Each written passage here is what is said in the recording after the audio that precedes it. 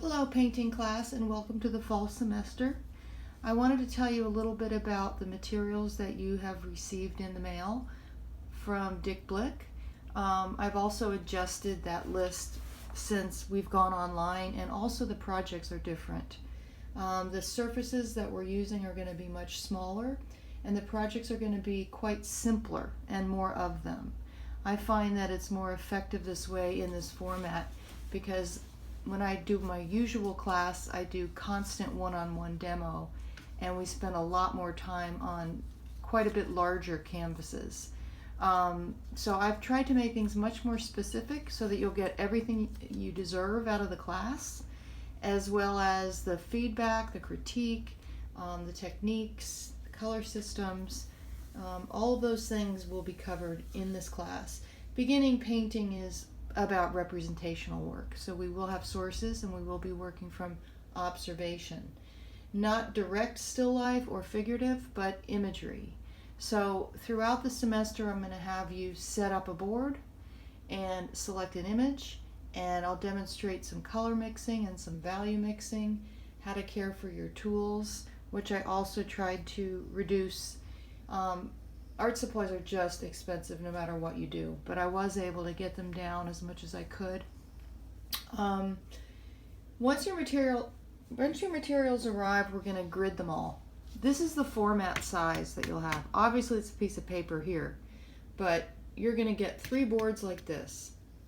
As opposed to a regular canvas, we use boards because not everyone has an easel, and they're very expensive and they require a lot of space to use. We will be able to prop these up to see from a distance if they're accurate and that sort of thing, but they're strong and sturdy. So the great thing about that is you can use a pencil on them. When you get your boards, first thing we're going to do is grid them all 2 by 2. These boards are 10 by 14 inches. They're double the size of a 5 by 7 photograph, which are what we're going to be using, 3 5 by 7 photographs. So basically, if you have a T-square, it's a little bit easier, but if not, we're just using a ruler, and every 2 inches, we're putting a dot all the way along, every 2 inches, and then again this way. If you had a T-square, you could just connect them by hooking it on the edge. I did put one on there as an optional item. That way, with T-squares, you can slide them. So it's like this. This is a pretty big one. I had you guys get small ones, but basically you can hook it on things and slide it.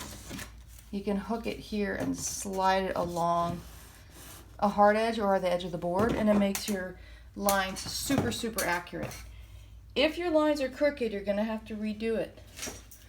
Since we have a 2-inch reference, you can do a 2-inch along and 2-inch down here too, and then just connect them.